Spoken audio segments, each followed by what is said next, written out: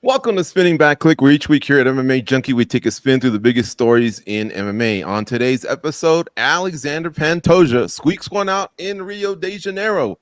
The king of Rio, Jose Aldo, delivers a vintage performance in front of his people. And in boxing, it was Mexico contra Mexico on Cinco de Mayo weekend in Las Vegas. We're going to talk a little bit about the sweet science as well. Hello, everyone. Gorgeous George here on the con. And look at the distinguished panel we have for you today. We got Ghost from MMA Junkie Radio. He's in Las Vegas, the fight capital of the world. Danny Segura is back. He's in SoFla, Miami, ready to bring it as always. And of course, the MMA media titan. We can't go too many weeks without having him. He returns as well. It's Mike Bond up in Toronto. Cold coffee's going to be on the ones and twos.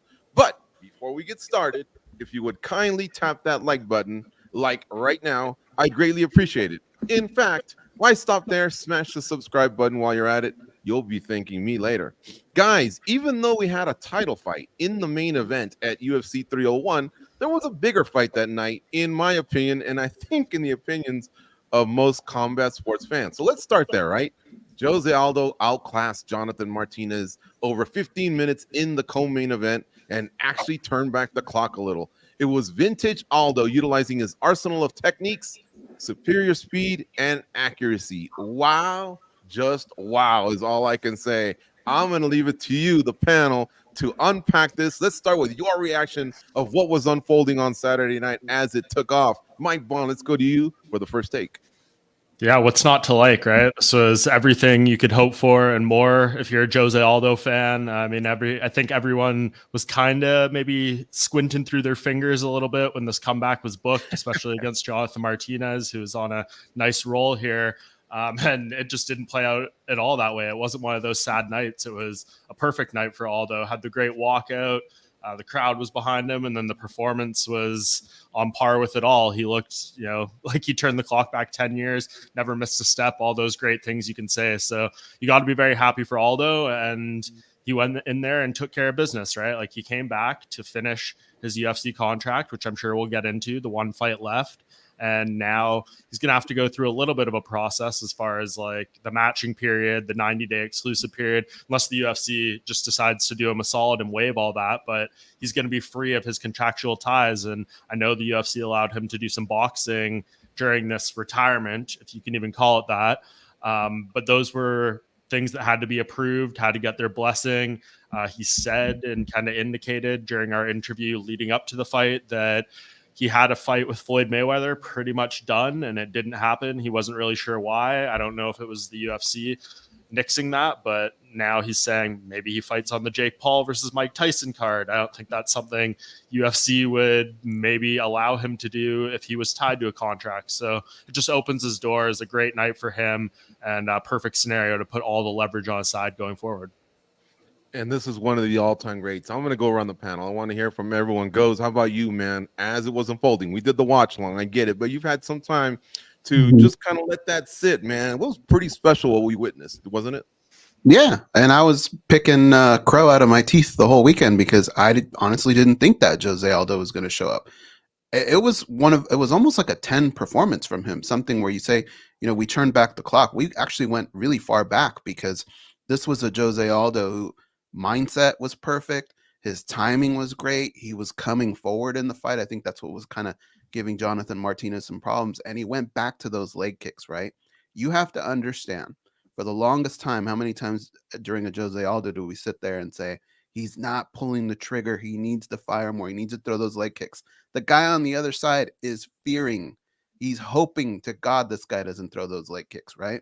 And he was kind of bailing people out, just not doing those types of things. This was an A-plus performance, in my opinion. I thought he did a great job out there. And I think it's something that he can maybe continue doing. If that's what he puts into every fight, yeah, I totally want to see this guy keep doing it. But I was really, really shocked. And Jonathan Martinez, he had his moments, right? Early on, he wasn't doing too bad.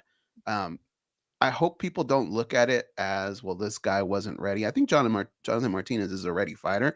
I just think we saw one of the better Jose Aldos we've seen in a really, really long time.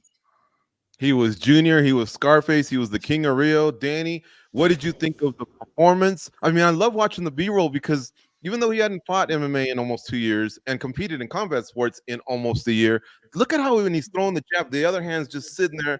You know, his mechanics were still there. Everyone always loved his offense, but his defense was always pretty tight. But he had zero ring rust, it seemed. Yeah, it was just legendary stuff, and it's very fitting, right? Like I said on fight night, Jose Aldo would come back after 2 years of retirement, fight a young up and coming fighter like Jonathan Martinez, and win in his comeback. I mean, this is just so impressive. How many fighters have we seen step away from the game, then try to come back in their mid to late 30s and take L's? Like, it just happens so often. To see Jose Aldo do that with a lot of pressure on, co-main event in a huge card, or at least for the Brazilian market, it's just very impressive stuff. Like, he's a living legend. There's no way around it. And there's no way around the fact that he's also one of the best bantamweights on the planet today. You can't look at that performance and say that he's not. I mean, Jonathan Martinez, I think very highly of him. I actually picked him to win this fight. And Jose Aldo, picked up a pretty clean decision, 30-27 across the board. So, I mean, this guy's just incredible. The fact that he's been relevant over the last 10, 15 years is just ridiculous. He's been at the very elite. People are lucky just to get there. Some people are lucky just to hang around a couple years. This man's been decades at it. So it's just impressive stuff. Glad to see him back. This confirms my belief all this time that he retired prematurely, and that he still has a lot left to give us in the sport. So very happy to see Jose Aldo back in the mix. Danny, you're not the only one picking crow out of your teeth. I had Martinez as well. I mean, Aldo shut so many of us up. And goes, look, I want to ask you, we can all agree he looked great, right? But the bar is here for Jose Aldo. He's a former featherweight champ. Some still regard him as the greatest featherweight champ, even though his competitors are Max Holloway and Alexander Volkanovski, who have beaten him. But because of that long run, right? 7 title defenses in the UFC, 2 in the WEC. I mean, I saw Brazilians, legends, actually filming his walkout as he was walking out. I saw some of that on social media. It was a really, really big deal. But when I asked how did Jose Aldo look, how did he look in terms of can he be a champ again, in your opinion? Well, that's the hard thing, right? Because what really comes down to a lot of times is the consistency of fighters. If he shows up this way for every fight moving forward, yeah, he's going to be a force to be reckoned with. But, is it early maybe to try and put a belt around his waist based on those type of performances? I think so. And it's not really anything against Jose Aldo. It's just the division. It's just hard, man. There are absolute killers in that division. That's my favorite division. And so to be successful and knowing that every fight you're putting more mileage on your body, you're getting older, that might be difficult. Now, his road to a title shot would probably be a lot shorter than others. But yeah, look, if you look at the top right now, I think he could give the champion a run for his money. But over time, that's going to be difficult to just keep being able to put on those types of performances just because of all the different puzzles that division offers. But I think he could still do some really good things. And I think if you just look at the top right now, the top, let's say 5, I think he does fairly well. Danny, in your opinion, can he beat the current champion, who I know is slated to fight the guy that almost retired him, Merab Dvalishvili? But the current champ is Sean O'Malley. Did Jose Aldo show you that he could maybe take him down? And should we all get excited about the possibility of him signing and possibly fighting for a world title and competing? As a Jose Aldo fan, this is tough for me to say, but I don't see him being champion again. However, I do think it's something worth pursuing because I don't completely discount him. I would favor Sean O'Malley to beat him, but again, with that power, how he looked, I don't think it's too crazy to think that Jose Aldo can go in there and take the belt from Sean O'Malley. Look, I think that Merab Dvalishvili is the future champion of that division. We saw what he did to Cejudo. We saw what he did to Peter Yan and all the other fighters. Jose Aldo probably had the best performance out of everyone in recent times against Dvalishvili, and I see him as the future of the division. So I think it's worth pursuing, man. I really thought that Jose Aldo was who he was at this point, and that his legacy was done, right? One of the greatest, if not the greatest featherweight of all time. But at this point in time, I do feel like he has a real possibility of furthering that. He's got the name. He's looking good. He just beat a top contender, 4-1 in his past 5 performances. A win here and there could get him a title shot, and who knows? I think it is possible for him to bring back another belt for Brazil. So now being, one of the GOATs at 45, if not the GOAT, and then being a champion at 135, I mean, that would just explode his legacy. I think it's a risk worth taking, and I think he's got the tools to do it. I think there's a real possibility there. Not likely, but a real possibility that's worth pursuing, in my opinion. Mike, earlier you stated, obviously he's at the end of the road. That was his last fight, and you kind of unpacked how it works as far as the timing and how long it would be before he could be an actual free agent unless the UFC cooperates. But let me put you in the role of, how would you advise him after seeing what he did? Would you advise him to steer towards MMA, or, because you've also covered some boxing, you've seen, I guess, what's happening in other parts of the world. Would you say, nah, player, go that way? Well, that goes to his manager, right? Like, how good of a job does he want to do here? I think ultimately, like I kind of said this in my matchmaker column, the selfish MMA fan in me wants to see Aldo re-sign with the UFC and fight some of these bantamweights, because this division is insane and he only makes it better. And he's the best at fighting when he's fighting in MMA. So that's, like, personally, selfishly, what I'd like him to see. But on the other side of it, the business side of it, there's a lot of money to be made in boxing, seemingly. Saudi Arabia, of course, we know what's going on there. I would definitely tell him to go out there and explore his options, because at this age, right, like 36 years old, 37, he's, no matter where he goes, he's going to only have so many fights left in him. We want to see Jose Aldo not have to be fighting because he needs money, right? Like, I think we could all agree on that, given everything he's done for combat sports in the UFC. He shouldn't realistically even be having to ask that question right now. You'd think everything that he's done, all the pay-per-views he's headlined, like, he should have been good years ago for the rest of his life. But yeah, we don't really know if that's the case for him, if he is competing for money, if he's just competing for joy. But I would like to know that he is 100% good moving forward. And if that means going to boxing, absolutely. If the UFC can give him a deal to stick around that he's happy with, his team is happy with, then by all means, that's where I'd like to see him best. Because even though, like, he did those couple boxing fights in between, right, like, they were okay, but he went to a draw with Jeremy Stevens in boxing. Like, it's not like he's out there blowing the doors off of, like, rising stars. I think if he does go to boxing, it would be that similar type of matchmaking. Maybe he does get the Mayweather fight.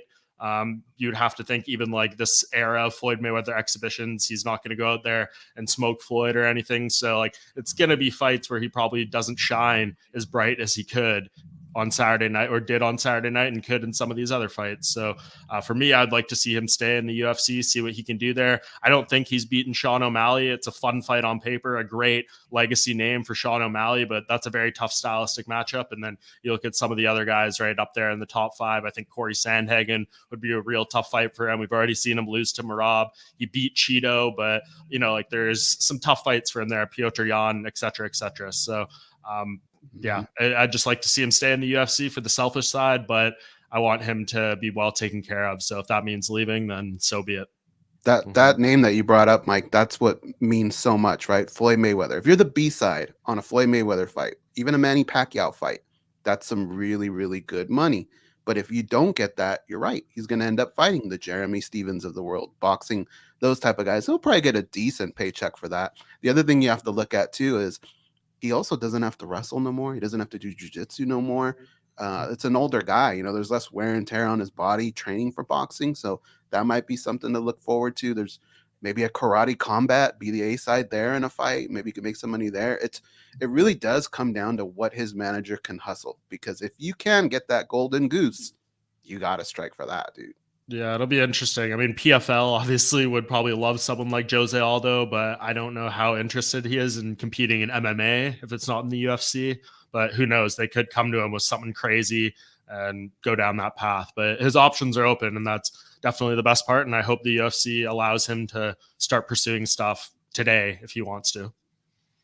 He looks so happy, guys. I don't know if it was just because it was in Rio, but I mean, he really looked happy out there.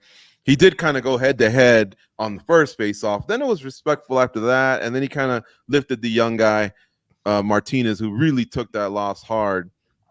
So you could just tell that was a nice passing of the torch. But I see Aldo staying if he gets an immediate shot. Let's say at O'Malley, if O'Malley beats Dvalishvili, I think he's going to hang back and just see what the landscape is, see what the boxing offers are. But I don't see him wanting to go through other guys to get to O'Malley. I just see him probably wanting to cash in on his name and what he just did and hopefully that leads him into a title shot, which is what we say about the McGregors of the world. And look at Yuri Prochazka, he's got an inside shot at fighting a guy who beat him not less than a year ago. So anything goes in the UFC. Guys, Martinez had a 6-fight win streak.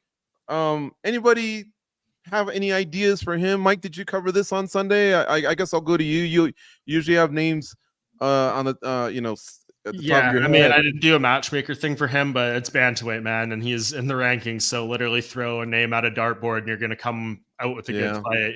Song Yadon would be great.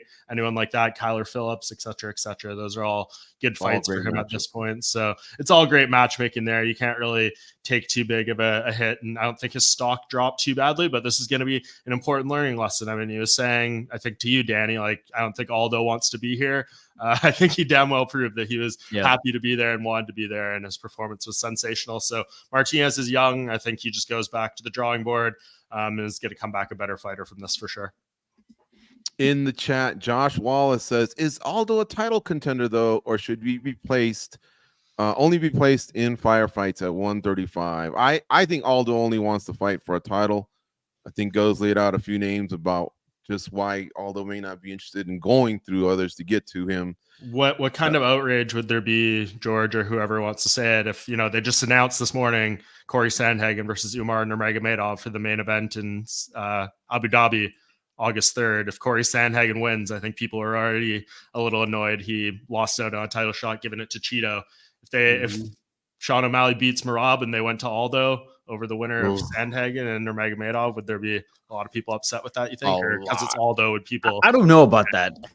I think a lot of hardcores. I mean, I do think that Corey Sandhagen has a good fan base, but like in the grand scheme of things, like if you had to pay, and I'm just saying not you specifically, but if the fan had to drop, $90 to watch Sean O'Malley versus Jose Aldo or Sean O'Malley versus Corey Sandhagen, I think the answer is pretty clear. Just the name value, just how he looked, is still a relevant fight. All respect to Corey Sandhagen. I think he's a fantastic fighter, very skilled one, certainly deserving of. But we know that merit here in this company doesn't always get you the next title shot. So I think some people would be upset, but as soon as you see Jose Aldo, as soon as you see the King of Rio do that walkout, I mean, it's hard to complain, right? To see him in a title fight. So I think it's doable. I wouldn't like to see it just because I would like the right thing to be done and have the right contenders get their due. But I don't know. I disagree with you, Gigi. I don't think there'll be much outrage if Jose Aldo were to get a title shot nowadays. What if it's Merab, though? Because can't you just kind of look at that and go, they just fought not that long ago and we got a definite answer there? I think it'd be a little bit more easier to stomach. And Jose Aldo gets a pass among, like, I don't know. I don't know a single Jose Aldo hater on the planet. I don't know one. And I haven't and not to mention the example I gave with Prochazka. He just got finished by Fajeda, and somehow they're talking that up like it could happen again all within a year. Now, I don't know if that's got legs or not, but it's getting talked about. We're talking about one of the weakest divisions versus one of the most stacked too, as well. So it's much easier to get there. But yeah, it'd be interesting. I don't think there's going to be a crazy demand for Merab versus Aldo too. If he wins, I can honestly see them going to a Sean O'Malley rematch before that happens, but we'll see. Forrest Smoking in the chat says he's been training nothing by boxing. It makes sense that he was very crisp. And Joseph Buzz in the chat says, I'm surprised they were able to get the amount of fans they did. Madonna did 2 million at the beach in Rio at the same time as UFC 301 was going down. I actually saw the Rolling Stones on that same beach in 2006. 1.5 million on a beach is no joke, guys, especially when they all come, after the concert. It was a pretty scary scene. So if they went 2 million, holy cow, I don't know what that was like. We got to move on, though. Let's talk about the main event. They get the back seat today. Alexandre Pantoja defeated Steve Erceg, via unanimous decision. However, this fight was closer than many people thought. Okay, me. But look, two judges did have it 2-2 going into round 5. One judge had Erceg down 3-1, so he was drawing dead. To be clear, no one's questioning the decision, but the number 10 guy in the UFC rankings, or more importantly, the number 12 guy in the USA Today MMA Junkie rankings, he almost snatched the strap from the hometown guy once those scores were revealed. Danny, what did you think of the result? Like, did it kind of catch you off guard that it was a lot closer than it appeared to be? No, not at all. I actually agree completely with the scorecards. I had it 48-47 favoring the champion, Pantoja. And I had it, he won the first. I thought then he lost the second, although the second was very close. Then I thought he won again the third and then lost the fourth. So I thought it was a one round fight going into the fifth. So I agree with the 48-47 scorecard. Now the 49-46, I didn't score it that way, but I definitely see the case. That second round was probably the closest round of the fight. And I think that you can make a good argument to give it to Pantoja, given the control that he had. Now, Usyk did have better shots, but they weren't many, but I still gave the round to him. So I think that the scoring of this fight was perfect. I don't have a problem with 48-47 Pantoja or 49-46 Pantoja. I do have an issue with the people that are saying that this was a robbery. I feel like those people probably had money on the fight, because I have seen those comments and there have been a lot of them. I don't know how you score the fight 48-47 for Usyk. I just don't see it at all. Yeah, no, pay them no mind. It was not a robbery. I think you laid it out perfectly. Even John Anik hinted that 2, 3, and 4 could possibly be going to Usyk. I thought that was a bit off. But I definitely thought it was 2-2, but it could be 3-1, just like the judges scored it. And did you see Usyk's reaction when they said 48-47? I think he knew that those unnecessary takedowns was probably what cost him the fight. I think Goes told me that Cody Stamen, what did he say, Goes? Taking down Pantoja is like taking yourself down. How bad did Usyk blow it, Goes? But is he still a new player to be taken serious at 125? I think you could say he's a player, because it definitely didn't look like a number 10 fighting a champion, right? And that's what he was. But yeah, he blew it big time. And I think he knew it right away. Those takedowns, that's just what hurt him. And it was very, very bad fight IQ, because, we have the rest of the fight to look at and see what happens in times where he did attempt that. It didn't go his way, and he was doing fairly well in the stand-up. That's kind of what lost him the fight, in my opinion. But yeah, if you go back and you look at that, like, it's got to be frustrating for him. But you're in a division where at the top, a lot of the guys have fought each other. So you have room, just kind of take a couple fights, maybe 1 or 2. You could be right back into that mix depending on how things play out. Yeah, dude, I have to say, like, that mistake is up there with like Valentina Shevchenko's like failed head and arm throw on Amanda Nunes in the rematch. Thiago Alves shot on Martin Kampmann after just mauling him in, I think it was like in Australia or something, over like Chris Weidman's spinning kick against Luke Rockhold. Yeah, I mean, it's up there. The spinning back fist from Chael Sonnen on Anderson Silva on the rematch. It's up there, man. I mean, the fight, again, I had it 2-2 going into the fifth. And as you said, George, like, Pantoja is a stud grappler. If he's going to shine anywhere while exhausted, is going to be in the grappling department. Like, why the hell would you choose to wrestle him? And over the course of the fight, Usyk proved that he was the better striker, not by a ton, but he had enough edge to make a difference in certain rounds. So huge mistake by Usyk, and I think he's going to learn from that. I think that comes with experience. I mean, the dude has, like 12 fights on his record. Pantoja has probably double that. So I think it's just an experience factor. But like Go said, it definitely didn't look like number 10 in there. This might be one of those weird cases. I'm curious to see how the rankings look come Tuesday on the UFC site, just because I feel like, yeah, you lose that, but how the hell does he not go up? How the hell does he not get close to the top 5? He's certainly that type of quality. Yeah, I mean, the guy had blood trickling down his eyes. He was crimson, and he was winning the stand-up. Now, look, I also thought he could be down 3-1, but either way, the stand-up seemed like the more favorable route if he was going to get a finish. I mean, Pantoja on the ground is a nightmare, guys. So why he would go down? And by the way, they were really nice takedowns, but those should have been in the first, right? Planted in his head that I got this, in my toolbox. But late, it was bad fighter IQ. Maybe as bad as Daniel Cormier not covering up after like the 25th in a row body shot that Stipe Miocic gave him in the second fight. But anyway, listen, no, hats off to Steve Usyk. We're kind of coming down a little hard on him. Mike, let's go back to you. This is your specialty. This is your wheelhouse. What's next for Pantoja? For those that haven't seen the matchmaker pieces or your activity on social media, where do you guide him? Does he have options, or is there a clear number one?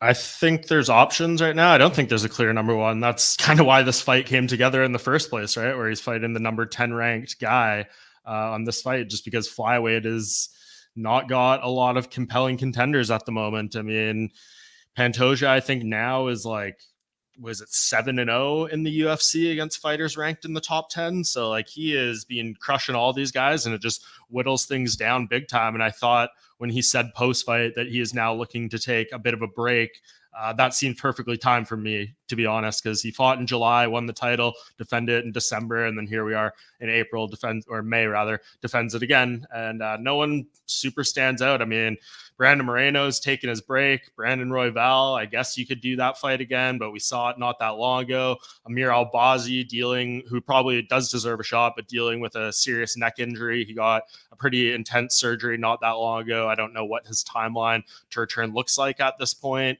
Alex Perez, I don't think he's done enough. And then you go down to Muhammad Makayev, who I think is probably going to be next, but he'll likely fight in Abu Dhabi first or Saudi Arabia, one of those two cards in the summer. And I think that locks him up his title shot. Manel Kape was calling for it. I need to see him make weight, and I think the UFC would like to see him make weight before they go to a title shot. So that pretty much does it in terms of like the guys who are right there and available right now. Unless Davison Figueiredo wants to come back down or something, but I don't see that happening when he's on a nice run at 135. So yeah, it's kind of slim pickings. I mean, I think like the fairy tale option at this point, you see Demetrius Johnson out there the past couple of days taking a couple shots at Pantoja's performance, saying the UFC shouldn't headline cards with flyweights anymore as long as he's the champion. Just some digs at the division he really built up there. I don't know what DJ's contract status is with one and all that stuff, but man, if we could get him back for one more, that would be pretty amazing to do him versus Pantoja. And I guess the other flyer would be Kyoji Horiguchi, who I know is trying to get out of his PFL/Bellator deal and would love to come back to the UFC. I think that would be awesome as well. But yeah, the two most interesting fights are guys that are not on the roster right now. Yeah. So it's a tricky time. Danny, real quick. I would love to see DJ back in the UFC. I know he's doing his own thing at one championship, but man, wouldn't it be kind of poetic or funny that the guy that they blame for lack of promotion for the division and they were about to kill the division because of him, now he comes back and he can easily save that. I mean, he's easily like the most exciting fight that you can make right now, at least on the title level. So that'd be lovely. I'd love to see DJ back in the UFC. Danny, he's also easily the greatest flyweight ever. No Has argument Pantoja on that. become number 2? 30 seconds. Yeah, sure. 2 title defense wins. I threw that out on fight night. I mean, the belt since Demetrius Johnson left the division has just been swapped back and forth. No one has been able to defend it twice, and we just saw Pantoja do that. So sure, yeah, by default. Yeah, Moreno and Figueiredo went at it, but because of that, no one really, I guess, Cejudo couldn't defend it. Number 2 guy. It looks like Joseph Benavidez one more title shot, baby. Yeah, just maybe. Guys, really quick, just to we put a little bow on this event. Who was a highlight from the night that obviously wasn't involved in the main event or the co-main event? Let's go around the horn real quick. Danny Segura, who do you got? Demoledor Michel Pereira. God damn, 54 seconds of just pure violence. I mean, he basically knocked the dude out and also submitted him and did a backflip all in less than 1 minute. That guy's just so special. I can't believe how good he's looking at 185. People kind of don't take him seriously because he does some silly stuff, but I do really believe he's got tons of potential and he's a serious contender at 185. I got to give props to the Demoledor Michel Pereira. Just what a guy. Correction, backflip / almost an illegal strike that cost them the fight. But yeah, that would have been would have been silly. Yeah, it would have been silly for them to do that. It was pretty sweet at the moment. I'll give you that. Goes, how about you? Highlight from the night, not involved in the main or co-main? You know what? I can't remember. Let me see. Check my notes. I gotta go with Kai of Ohio, guys. Come on, dude. This kid, he's such a menace, man. And Paul Craig is no joke, dude. That guy is really, really big for that division. And it took him a while, but he figured out the puzzle. And I love that he didn't panic. He went for a shot when he got it, and he finished the fight. And dude, when you give him a mic, the dude's very charismatic. I love watching this guy fight. He looked good during Embedded. He backed it up. Fighting nerds are in the house. How about you, Mike Vaughn? Those are two great choices. I'll go with Mauricio Rufy, who was not only compared to Conor McGregor by Dean Thomas, Daniel Cormier said it was one of the best debuts in recent memory. A lot of hyperbole for that guy. Jamie Malarkey, a tough fighter. So for him to beat him like he did, that was pretty impressive stuff. A lot of big expectations set on him by the people on the broadcast for this. We'll see if he can live up to it. I mean, he takes the baton in the post-fight interview and tells Islam Makhachev his throne is under threat. That's just a bold thing to say after making your UFC debut, man. So I think all in all went very well for him, but the bar has been set. He needs to continue performances like this because if he doesn't, that just gives you a lot of ammunition to crap on a guy like that. Yeah, I'll make mine quick. Mittelplick. Oral by, man. That guy was relentless. I love fighters that are relentless, and to fight a Brazilian in Brazil and always have an answer for when they were trying to come back at you, that's not an easy task for sure. So Orlby gets my vote there for, highlight aside from the big stars of the night, which there really wasn't many big stars on paper. And this was these fighters' chance to become stars. And I think they did as much as they could. So congrats to them. We kind of pissed on the card on paper, but the fights were fun. So that's really, really cool. All right, guys, let's talk a little bit about the sweet science. But to do that, we're going to bring in a noted expert, Michael Rosenthal from Boxing Junkie. He's going to join us for this segment. He's been on with us for Junkie Radio quite a few times. This is, I think, his debut on Spinning Back Clique. So, Michael, welcome to Spinning Back Clique. How you doing, sir? Big weekend. Not just the Canelo fight, the Japanese star Inoue as well getting down. But let's start with the Canelo fight. He defeated Munguia this past Saturday. As 301 was happening, we had a big fight happening in Las Vegas as well. What did you think? Because I was kind of keeping an eye on Twitter, and apparently, I mean, these guys really threw down. Oh, yeah. Munguia comes to throw down. There's no question about that. I just don't think the skill level's there for him against a guy like Canelo, especially when Canelo's healthy. He's been healthy his last couple of fights, and he's looked a lot more like the old Canelo Alvarez in his last two fights. So I thought Canelo looked good. He wasn't able to knock him out. Later, he said he didn't want to knock him out, which is a strange thing to say. But overall, good performance by him and good effort by Munguia. I think Munguia could be special later on. So this is just maybe like almost when Floyd beat Canelo, we knew Canelo could be special, but Floyd was maybe getting him before he was getting to his peak. Was it something like that? A little bit like that. I'm a little uneasy comparing Munguia to a young Canelo. I mean, because Canelo, as we've seen, is turned out to be a Hall of Fame fighter. I think it's way too early to suggest that Munguia could be a Hall of Fame fighter. And plus, he's older. Munguia is 27 years old. But there is a similarity. Yeah, I mean, if Munguia is as good as I think he might be, he could make some noise going forward. But he's pretty easy to hit, though. That's the thing. And Canelo developed into one of the best defensive fighters in boxing. So there's a difference, but I get the comparison.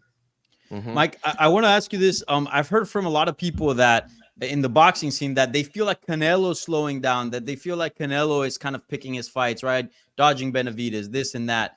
But I think this was a tough fight for him, right? Like Munguia comes in, throws down, he's got that Mexican style as well, being from Tijuana, Mexico. As you mentioned, like Canelo looked pretty good. Yeah, he might have not gotten the knockout, but do you feel like that's a little bit overblown? Do you feel like Canelo is still very much in his prime, or have you seen a decline in his performance? I saw a decline in his performance, or what appeared to be a decline in his performance in a few previous fights, but he was fighting with an injured wrist. Which has been surgically repaired. So again, the last two fights, he's been healthy. He's looked more like himself. He might not be quite what he was, but he's only 33 years old. I mean, Terrence Crawford's 36, and he's number one pound for pound, either him or Inoue.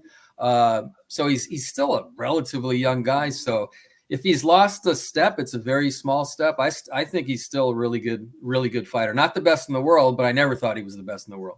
Mike, quick question, actually. Speaking, since you mentioned Terrence Crawford there, I don't know if you've seen this interview Turki Al-Sheikh did with ESPN. It just dropped within like the last hour or so. So not sure if you've been able to see it, but he said he wants Canelo versus Terrence Crawford in December or January somewhere in America.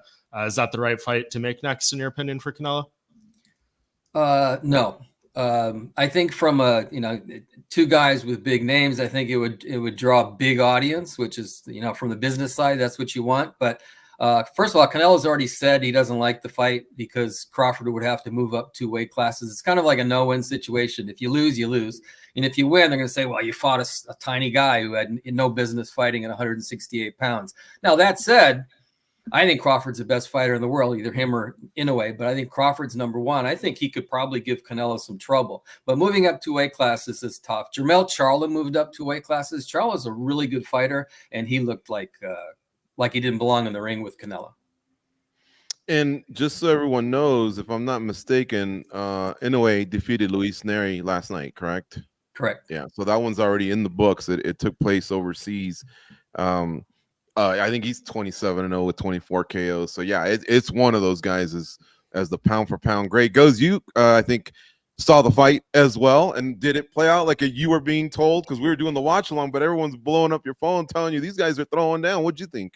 Which fight were we talking about? The Inoue fight? No, I was asking Goes what he thought of that Canelo fight, because we were actually watching MMA as that was happening, but people were feeding us intel and we were looking at tweets. But I think he had a chance to rewatch. Yeah, no, I thought it was interesting. You know, you saw a little bit of Canelo of old, right? Some things returning. And it's impressive. He got 2 wins this weekend, right? He KO'd De La Hoya at that press conference. So I think that was the 2nd win, but he looked impressive, man. I really enjoy Canelo's style, but the thing is, he just, Michael's right. There's just something lacking about him sometimes. Sometimes he takes rounds off. I don't know what his deal is, but if you properly motivate him, you still kind of see a really good Canelo Alvarez out there. So, but for me, I want to see him fight Benavidez. Yeah, I think everyone else does as well. So, Michael, can we talk about real quick about the Oscar De La Hoya thing? Because that was such a bizarre moment at the presser, like leading up to the event. Mike, what did you make of the whole situation? Because we've seen obviously some fighters get testy with some promoters, but that was something else. I think they've had bad blood ever since they've split up. De La Hoya, as he said, he feels like he and his company, built Canelo into what he is. And now Canelo sort of, makes comments about them. And I think that De La Hoya and company just kind of got fed up. So De La Hoya said what he said at the press conference. I didn't really understand the point. What's the point of doing that? And Canelo got upset and they went back and forth. I mean, it's a waste of energy, in my opinion. It really is. But the bad blood goes back a long ways. De La Hoya wanted some respect on his name. That was the point. But yeah, I think he's misses the limelight. And that's just the way I think it goes with boxing. You get them early, but at some point they do free themselves up and then they go make even more money. Here at MMA Junkie, obviously we see a lot of our athletes go to boxing. So we've started getting into it more. But look, there was a big boxing match with Ryan Garcia and Devin Haney about a week ago. And now there's been a PED test that has come back. I don't know if they've gotten to the B sample yet, but so far we have Ryan Garcia testing positive. Mike, your reaction to that and your reaction to Ryan Garcia, who's saying, wasn't me. They always say that. I think it's a disaster for him, just an absolute disaster. First, he comes in way overweight. So Devin Haney says, fine, I'll fight you anyway. Gets paid $1.5 million for that. And then the performance was just spectacular, shocking, spectacular, huge night for Ryan Garcia. And then we get news that he tested positive for these PEDs. So, I mean, it's just like what he did in the ring just doesn't matter at all anymore. I mean, it was a waste of everybody's time and money. Again, I think it's a disaster. If investigations confirm that he had this PED, I think there actually might be more than one in his system. I think he's screwed. I mean, people do forgive. I mean, remember Canelo Alvarez tested positive for steroids way back, and people forgave him, but just a disaster for Ryan Garcia. He acts like a maniac. He misses weight, turns in this incredible performance, and then he gets busted, with a bad drug test. So I don't know. I don't know how he bounces back from this if it turns out to be true. Did you, like many others, I guess, buy into the act, the troll job? Because I mean, he backed it up pretty good on social media, like he really was, out there a little bit. But what were your thoughts on all that? It seems kind of immature from a prize fighter. Well, in retrospect, I've come to the conclusion that some of it's real, some of it was an act. Remember, he's a YouTube personality. He's kind of like an actor. in a way, or an entertainer. So I think he sort of just decided he was going to do this, but I think he's got problems. He's admitted he's got problems. You know, he even stepped away from boxing because of to deal with his demons. And as far as being immature, I don't know. Maybe it's smart. I mean, look at all the attention that he garnered. You know, that's what you want. It was almost like Muhammad Ali before he fought Sonny Liston, acted like a maniac, and everybody thought he was crazy. It was sort of I'm not comparing Garcia to Ali, but my point is that there's been a precedent where guys have acted like that, and then they garner a ton of attention, which translates into money. But I think that he's a little bit over the top. I think some of it's real, which is kind of sad. Mm-hmm. You know how I was talking about the old guy and the limelight? What do you think of this whole Mike Tyson thing? He's got money. So is it just competitive juices? Him versus Jake Paul? I know usually you're not into these types of matchups. Us as well, sometimes when we get on the MMA version, but once we turn the corner and it's made and we get closer to the fight, I guess we watch, we get excited about it. What are your thoughts on Jake Paul versus Mike Tyson? So I look at this in two different ways. One, I'm a capitalist. There's a demand for this fight. Otherwise, they wouldn't do it. So if people find value in something like this, fine. You know, knock yourself out. No pun intended. Have a good time and enjoy whatever this is. I won't even call it a fight. I don't know what it is. But the fact that it was sanctioned as a real fight really bothers me. I mean, how do you sanction a fight with a guy who's, I think he's going to be 59, right? How do you do that? I mean, that just doesn't make sense to me at all. I mean, you're putting a guy who's almost 60 in with a kid who, okay, he's a crude boxer, but he's got some experience now. He's been in the gym for like 3 or 4 years. He sort of kind of knows what he's doing. He's big and young and strong. I think you're putting Tyson in a really dangerous situation, especially it being sanctioned, where I think maybe he has to try a little harder, where it's actually more of a serious fight. And originally I thought they were just going to throw a few punches, dance around, you know, and have a good time, you know, that kind of thing. It seems like it's not that anymore. So I hope everybody's saying they hope Jake Paul doesn't get hurt. I hope Mike Tyson doesn't get hurt. See, I think how big of a too. Sorry? I think Tyson's going to take him on too. Go ahead, Danny. I want to ask it because I think that's a fair point. Like, this is going to be also on Netflix, which is a huge deal. And we know that Mike Tyson is a cultural icon and Jake has kind of become, you know, bigger than life in this internet culture. There's going to be a lot of eyes watching that fight. If something bad were to happen to Mike Tyson, how bad do you think that'd be of a hit, of a black eye on the sport? Or do you see it almost as a separate function? Yeah, I was just going to say what you just said. I think that people would see it. These are just like circus acts, if you will. I don't think they see it as real boxing. So I think that maybe those, I mean, they probably, the authorities probably would say, okay, we shouldn't let 60-year-olds box anymore. I think that's what would come out of this. I'm not sure it would really have much of an impact on boxing itself. But, you know, again, yeah, if somebody gets hurt, I think maybe that's the end of these crazy fights, at least involving old guys. Mike Bond, you've covered Jake Paul pretty extensively throughout all this. It seems like he does put in the work, but are we also getting trolled? Is he just a guy that, you know, likes to fight, but somehow managed to make a lot of money and got certain names at the right time? No, I think at this point, you can't really question the validity of Jake Paul's like approach. Like, I kind of said this from the beginning. I was one of the first people that interviewed him even before he fought Ben Askren. And it was kind of like, well, he's a young guy. He's pretty athletic naturally. He has all the free time in the world to spend all the money that he has to bring in the best trainers, the best nutrition, the best facilities. Like, anyone who has all those things there for them, if you put the right amount of dedication, you should get pretty good at like anything, right?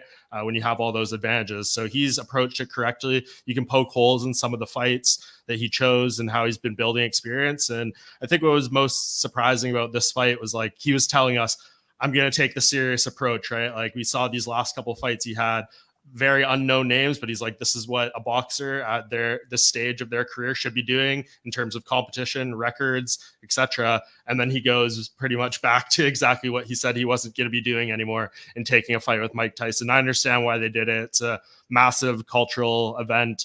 They're going to sell a crap load of tickets, get people watching all over the world, and it's going to be a huge payday. I share some of the concerns about health and safety. Maybe not as much as some others. I hope they have a really good referee in there on the night of the fight, because that could be a huge difference maker in between, you know, crossing the line where damage becomes, permanent and things like that. So we'll see how it all shakes out. What I'm most interested in, or maybe not most interested in, but interested in as we build up for you, Mike, they're doing this 2-city press conference tour starting next week. What version of Mike Tyson do you think we're going to get? Are you going to get the Iron Mike screaming at reporters, "I want to eat your children" version of Mike Tyson? Is Jake Paul going to be able to bring that out of him? Should it be a goal of Jake Paul to try to bring that side of Iron Mike out? Or does he want to be, Uncle Mike and have him shaking hands and be cordial and all that stuff going into the fight? That's a really good question. I was around during those dark days, really dark days. Talk about crazy. What his behavior made what Ryan Garcia did look like nothing. I think that those days for Tyson are probably gone. But maybe we'll see a little bit of that, maybe even intentionally. Maybe he'll say, "Listen, I want to sell this fight, so I'm going to act a little crazy too." And he's certainly capable of that. He's got a lot of experience. But I don't think that the dark character from a couple decades ago I think that guy's gone. But it'll be really interesting to see what they do. I think those will be really interesting press conferences. Yeah. Michael Rosenthal, our co-host here for this segment, he's over at Boxing Junkie. Check out his work there. He's been covering the sport for a long time. He's been on Junkie Radio many times. We're happy to have him here. All right, so how about let's continue here. Nate Diaz and Jorge Masvidal. What's your reaction to the fight, and what do the other boxing insiders feel about this type of matchup that's taking place soon here in LA, or in LA? I'm not there. Right. So, Danny and I had a little exchange on this. So a lot of boxing people, just the pure fans who maybe aren't interested or don't follow MMA closely, they don't really know. They might know the names, but they don't know anything about these guys. I actually have to admit that I don't know much about these guys. So my only reaction, okay, it's two more MMA guys trying to box. That's pretty much it. I can't get excited because I don't know the backstories. Speaking generally, it's two more MMA guys trying to box. It's a really hard transition to make, just like the transition the other way is a hard transition to make. But is your sport gaining eyeballs from this and Jake Paul and some of the others? All I could say is I hope so. I really don't know. It's kind of hard to quantify that. I assume it kind of, if you look at it logically, I guess so. Yeah. I think maybe there's more and more fans from both sides that are paying attention to the other sport now. Maybe that's how it's going. So, if these guys make some noise like Francis Ngannou did, I think that people are going to know who they are. But they're really starting from scratch in terms of the nuts and bolts of boxing goes. They have to sort of prove that they can do it. Do you cringe every time? Who do you think is buying these? If you don't mind me, Gigi, who do you think is buying these cards and watching these? It almost feels like it's MMA fans just watching it packaged in a different style, right? Like through boxing. Why do you think that's happening? Like, why don't these guys just fight in MMA and sell this fight as an MMA fight? That's where they're best at, and that's where the rivalry's at. What do you make of all these MMA fighters jumping into boxing? What's happening there? What's your money?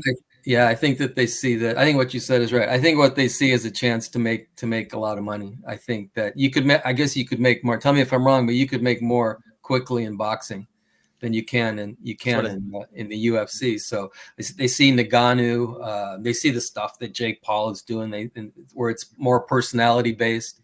And I think they think that they could make it. McGregor, look what McGregor did. How much money did McGregor make by fighting Mayweather? I think he made more money than every UFC fighter in history in one fight. I'm exaggerating, but you get my point. So I think that's the motivation. Maybe not. Who knows? I'm joking, but like Ngannou said, it's also just that freedom. If you want to wear Hublot on your shorts, or Burger King guy walk you out, or there's so much money that you can make aside from the purse itself, which most of it goes to you. I think there's just something for that. Well, that's what it comes down to as well for this particular fight. Nate Diaz wanted to do an MMA fight. Jorge Masvidal is still under UFC contract. This was the only thing they would let him do. So that's a huge part of it. Francis Ngannou was free. He can do anything he wants, get all the sponsors, do any approach he wants because he has no contractual ties.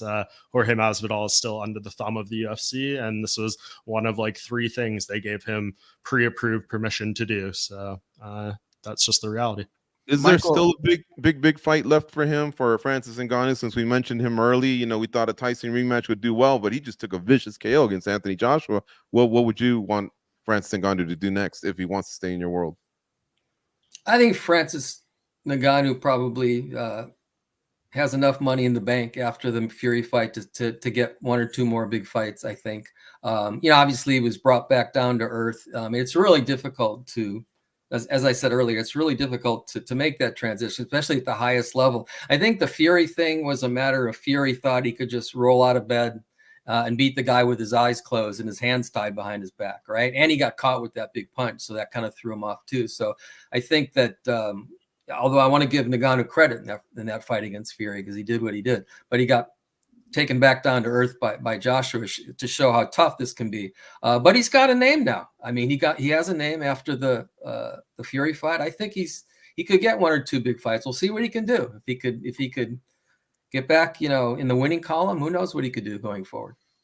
Michael, I want to ask you a question real quick, just because we have a legend in Jose Aldo, right? Yes. In mixed martial arts.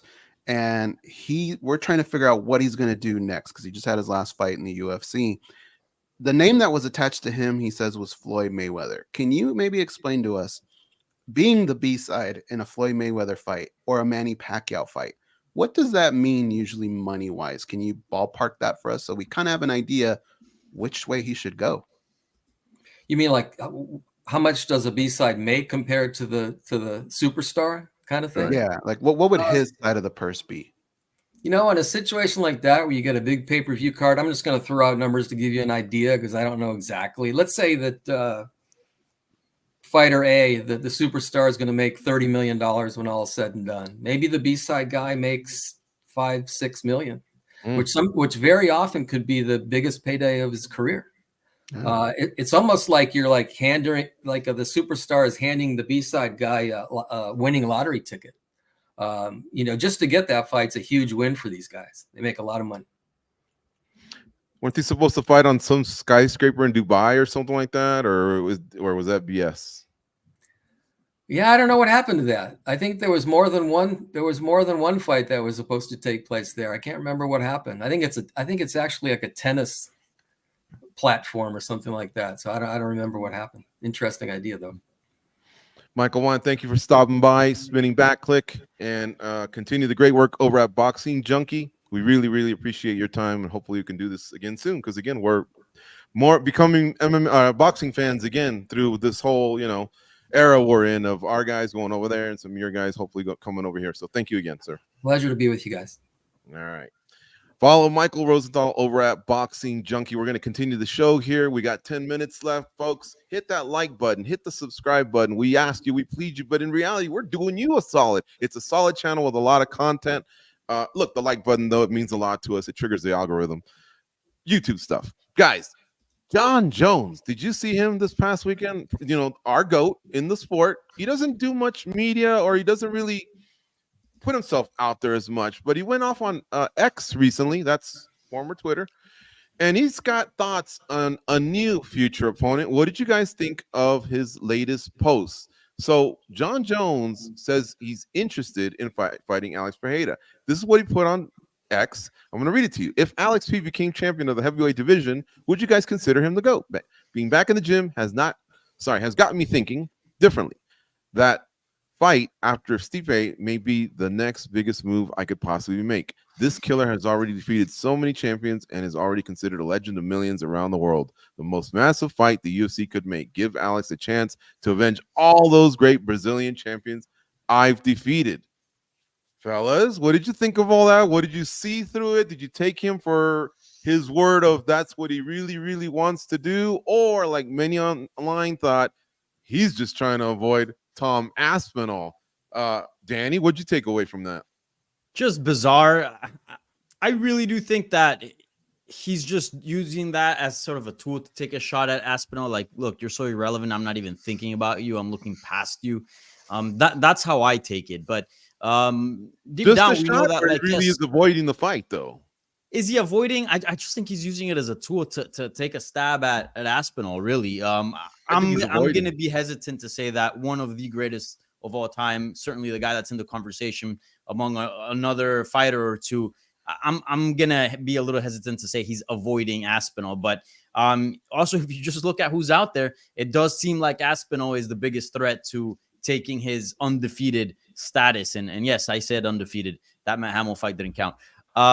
So yeah, I don't know, just a weird thing. Jon Jones just a weird cat in general. I think he's just using that as taking a stab at Aspinall, like, you know, you ain't getting your shot. Mike, 2 for you. Is this possibly the biggest fight in MMA history, like Jon Jones is saying? And do you agree with me? Is he dodging Aspinall?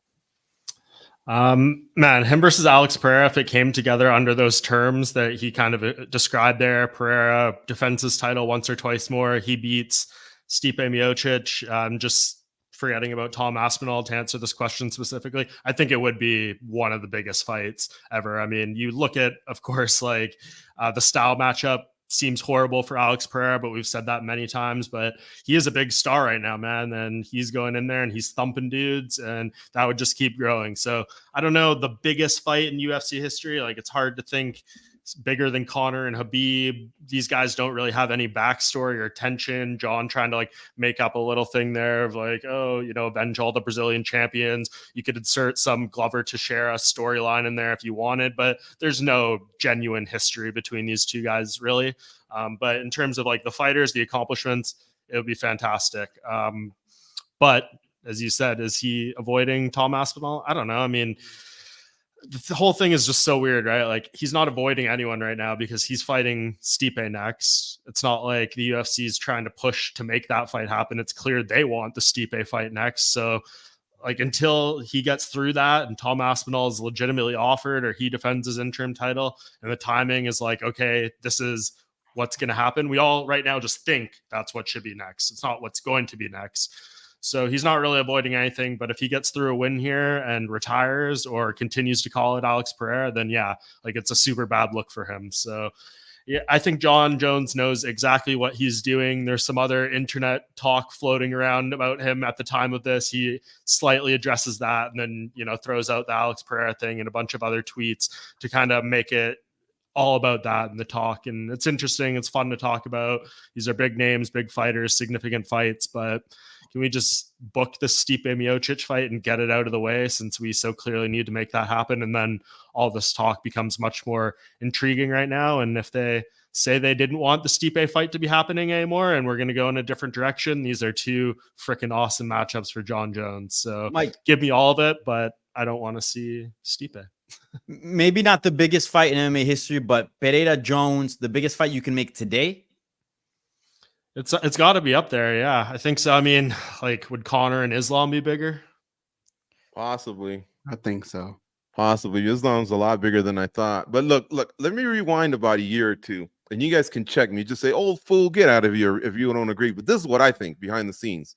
It's convenient for the UFC to do Miocic and Jones. I don't think they think it's this big windfall. It's still bitterness over what happened with Ngannou, because as long as Ngannou walks the planet, that's the baddest man on the planet. Now, he's getting further away from that, you know, because now he's been knocked out in boxing and he hasn't been fighting in MMA, and who knows what Fajeda, how that fight might be or whatever. But I still think it was their way of making their guy the baddest man on the planet and making Jon Jones look good, especially after he took care of Gane. And now if he takes care of the GOAT, then now we have that guy, you know. So I think it's very convenient for the UFC, and it's also very convenient for Jones. That, and I'm not a conspiracy guy, but I mean, I don't know. I think I've been around long enough that I see things. That's all I can say. Yeah, I mean, the convenient thing would be booking the heavyweight champion against the interim heavyweight champion. Like that's obviously. Anytime you ask Dana about that, he's like, "Oh, it's undisputed against interim. That's why we're doing it." But this time they're not doing it. And let me go to you for this. How big was Anthony Joshua, who we mentioned earlier, right? Against Vladimir Klitschko at Wembley Stadium, 90,000, dude. That was one of the greatest events we've ever seen in our lifetime. Imagine Jones and Aspinall at Wembley. I don't know if they do 90, but it would be big, man. The Brits come strong. He says, it's not going to put much in my pocket or whatever. I just think they'll find a way to make it pretty big because the Brits do support theirs, and I can point to that fight, man. I think this whole Jon Jones situation would be so much easier to evaluate and give an opinion if we just knew how many fights he really had left in him. I think we all kind of judge the situation based off of some comments that he said that maybe, he's got one, maybe two left in him. And if that's the case, then hell yeah, we want to see Aspinall. We don't want to see him mess around with Alex Pereira. I mean, yeah, would it be intriguing? Of course, but would it answer very many questions? I mean, even Gon, who is a heavyweight, he only had 10 fights at the time. Alex Pereira is not that far ahead of that, and he's not a heavyweight. What we want to answer is what kind of a heavyweight we have in Jon Jones. And to get that answer, you got to go through Tom Aspinall. Yes, Stipe Miocic, a legend, but the guy hasn't fought in forever. Like, there are so many holes that can be poked in some of these names. The one fighter that doesn't really have very many holes to poke in is Tom Aspinall, and that's why we want to see it. Mike, I felt like I cut you off earlier. Were you going to say something, or? No, not really. I mean, I think we've kind of said it all. It's just we've been sitting on the show. What is it? It's May now. We've been talking about this for basically 6 months now, since Aspinall versus Sergey Pavlovich happened back in November. So we're just recycling the same points over and over. No one wants to see the Stipe fight. We want to see Tom Aspinall, and now you're throwing Alex Pereira in there, who makes even less sense than Stipe in a lot of ways too. So it's dumb. Jon Jones, I guess the upside, as he said in one of these many tweets, that he does have a fight date at least offered, a verbal agreement made. We assume that's probably going to be Madison Square Garden in November, where it was supposed to happen last time. That feels like forever away now, but yeah, you see Jon, like, he's just getting past his surgery, just training for the first time, looking very much like a heavyweight right now. So, man, like, even him getting to a next fight, there's so much that can happen between then, and God forbid a Stipe fight gets delayed again. Praying not. Let's get this heavyweight division rolling, because this is being like a 15-year mess at this point. Oatmeal to 6 says no one wants to see Stipe. And respect to Stipe, but he hasn't won since 2018. He hasn't fought in almost 4 years. Scott Christian says, is it possible for Jones to have a clause in his contract that says he fights Stipe next? I'm not sure. Maybe Mike knows. He can nod yes or no. Clause says he won't sign a contract with anyone else's name on it. Chris Goes Wild says, I'm down to see Stipe, but he doesn't currently have a title shot.